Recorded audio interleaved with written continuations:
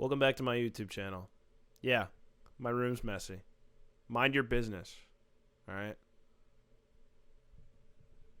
Mind your damn business. So you might notice I didn't watch a lot of movies this month. There's a couple reasons for that. One, I was busy. You guys don't care what I was doing. I was busy. Alright? Number two, when I was not busy, I didn't feel like watching movies. You know?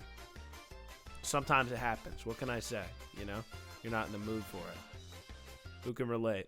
And that's it, actually. Those are the only two reasons. So the list is a little sparse, but hoping to get back into the groove next month. Let's get into it.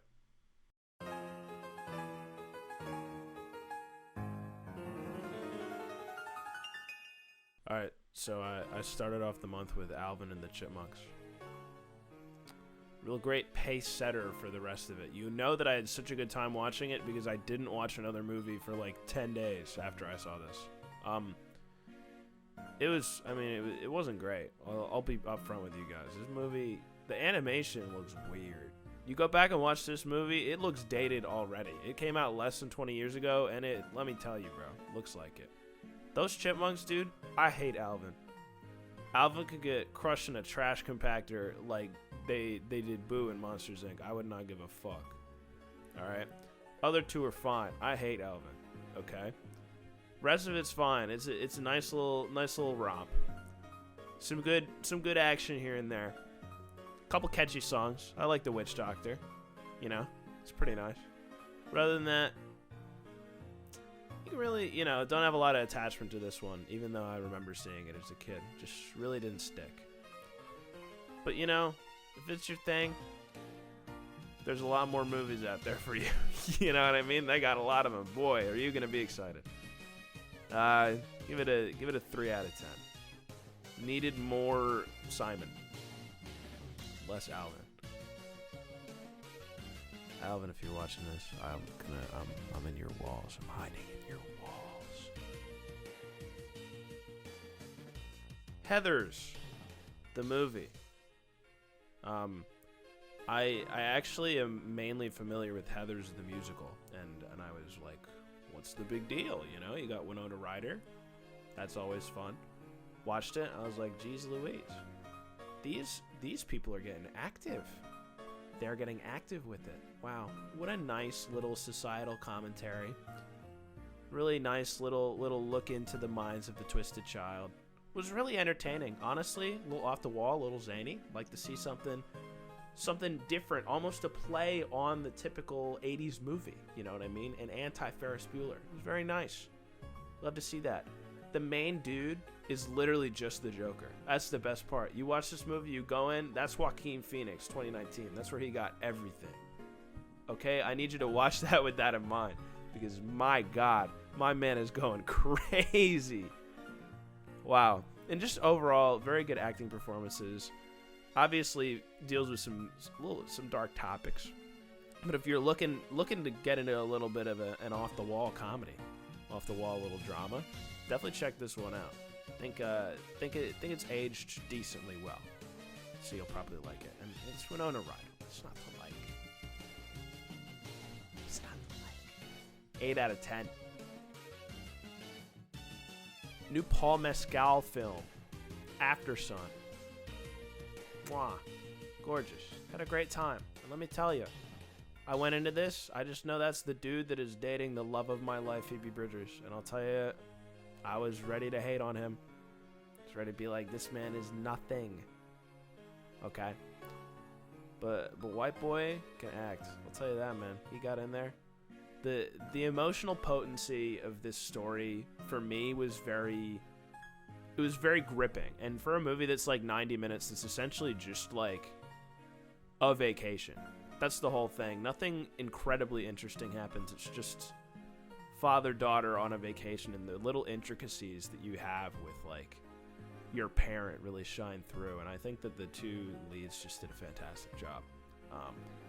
Really gripping, really moving. I hadn't really seen something that was like that deeply personal in a while, just on like a very surface level understanding of the movie. Like, you really, when you watch it, everything is like out there for you to say. So if you're looking for a good little heartfelt family drama, give it a watch. Because I watched this and I had no time to process it. This wonderful 8 out of 10 movie. I'll give it an 8 out of 10. I had no time to process it because literally 15 minutes later I saw Lyle Crocodile, starring Javier Bardem and Shawn Mendes as Lyle.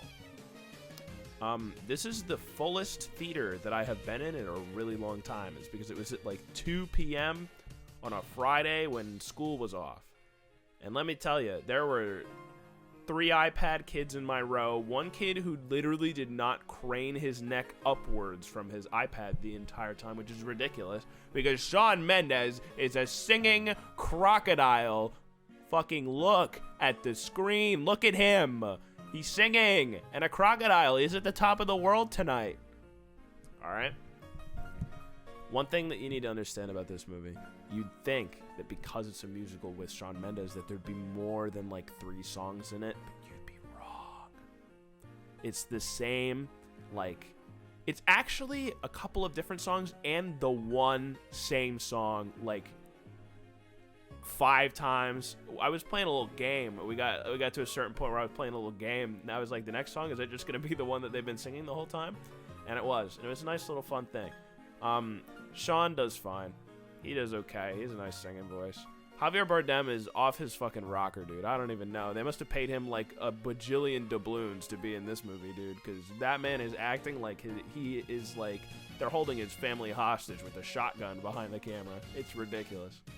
But genuinely, I saw this with a friend, was kind of expecting it to be a dumpster fire, and it was a little bit, but like just a generally serviceable kids movie with some fun stuff to make fun of. Yeah, it's no Minions, but you know, it gets the job done. Give it like a 6 out of 10, I would say. Thanks, Lyle. Thanks, Javier. Thanks, Javier. Prisoners. I've been meaning to rewatch this movie for a while. Sometimes I just get in the mood to watch a 2.5 hour long drama involving Jake Gyllenhaal as a police officer. And I'm hoping this month it'll be Zodiac, but last month it was Prisoners. And let me tell you, this is one of those kinds of movies that you forget how gripping it is. You forget how much it drags you in, and I feel like it's because of a lot of things, but I think mainly the story is so well laid out.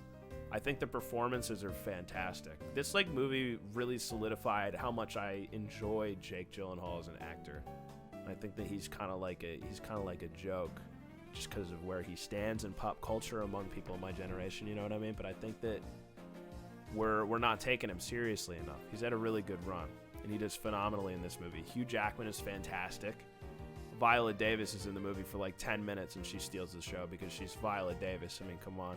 Paul Dano gets the shit beat out of him because he's Paul Dano. How can you can't not get the shit kicked out of you in a movie when you look like Paul Dano? It's just really tough being him in the working world.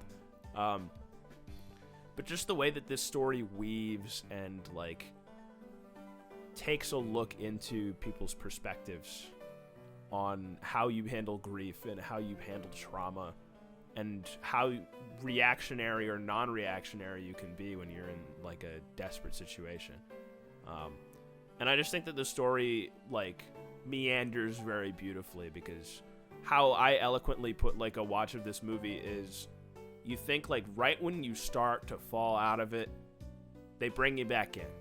I was about to be, I think there were like 50 minutes left. I was like, wow, I feel like I'm feeling the runtime of this movie. And then the last 45 minutes just like completely sucked me back in. Fantastic screenplay, fantastic cinematography overall. It's so bleak and so gripping. It's just a wonderful movie. Give this one a shot. If not for me, then for Jake Gyllenhaal. Do it for Jake. He's been through a lot these past few years, guys. All right? He needs something to think about besides that scarf at night. All right? Give him something to think about. Little Miss Sunshine. This was very pleasant. I had a very nice watch of Little Miss Sunshine. I'd heard great things about it. One, Toni Collette, love of my life. You can be my second mom. Not my first mom, though, because I like my mom. Steve Carell is a serious actor. Man, slept on that motherfucker for too long. He's fantastic in everything that he's in. Paul Dano being a little weasel, as per usual. Love to see that. Very great on-screen chemistry from all the characters. It was just a really nice, heartfelt watch. Watching a little bit of his disjointed, dysfunctional family really pull it all together. Really sweet, nice and heartwarming. Kind of is stuck with the themes. I don't even know what I'm trying to say. It's really stuck with the period it's been in. It's a really good movie. All right, you're looking for a nice little lighthearted watch, get some laughs in. Watch Little Miss Sunshine. Beautiful film. Also, Bryan Cranston and Dean Norris are both in this movie. Two little Breaking Bad cameos that made me laugh out loud. Especially the Dean Norris one. It was really funny. Asex Schrader in the building. 9 out of 10. Great watch. Not much that I can really say about this. Just go see it for yourself. It's great. Up in the Air. George Clooney. Anna Kendrick. Good movie. Talking about a movie I wasn't expecting to really like. I think that even though I'd say this is a worse movie than Little Miss Sunshine, I think that it really has lasted with me. You know what I mean? I think that if I revisit it in the future, it's going to be one of my newer favorite movies. George Clooney fires people for a living, and Anna Kendrick's like, we could do it through Zoom. It'd be so much more efficient. Wouldn't that be so cool? And George Clooney's like, no, I love my airline miles. Don't take them away from me. And it's like a movie about like how you carry yourself and what you value in life. And he, you know, George only really cares about his rental cars and you know, racking up the points on his Capital One Venture card. Then he meets a girl who also is like that, and he's just like, damn, maybe I could get married. That'd be interesting. You know what I mean? And it's just kind of about understanding like what you value and who you value in life, and like a forced perspective shift. I think it's really cute. Really great time. And not to play spoiler, but there is a plot twist in this movie that I didn't remember because I've seen like the end of this movie before, and it caught me so off guard, bro. Something absolutely wild happens with like 30 minutes left in the movie. Alright, so go watch Up in the Air. It's on Netflix. Go watch it with your parents, your sibling, your dog. Your dog would love this movie, dude. It's got George Clooney. I mean, hubba hubba. Am I right, boys? Am I right? 8 out of 10. Thanks, George.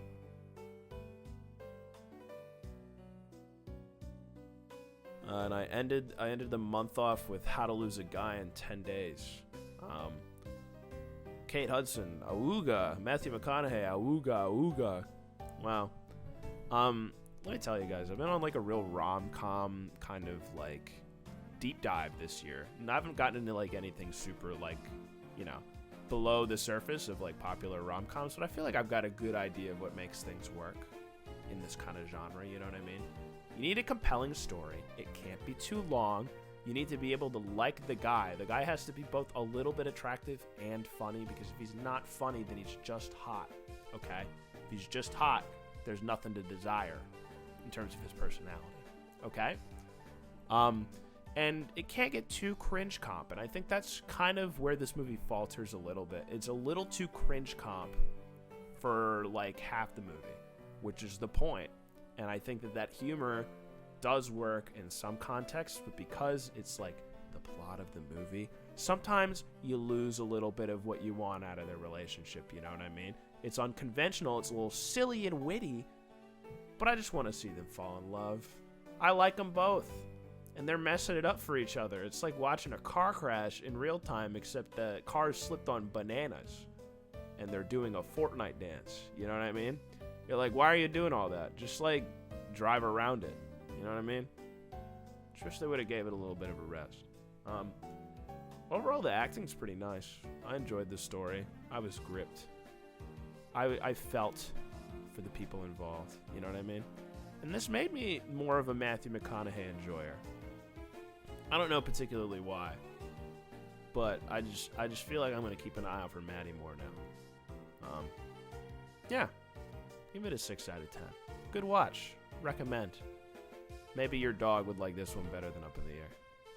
You should give them some options if you want to watch a movie with your dog. That's the whole video. We're done now. That's the whole thing. Don't forget to like the video, comment on the video, and subscribe to my YouTube channel if you like this kind of content.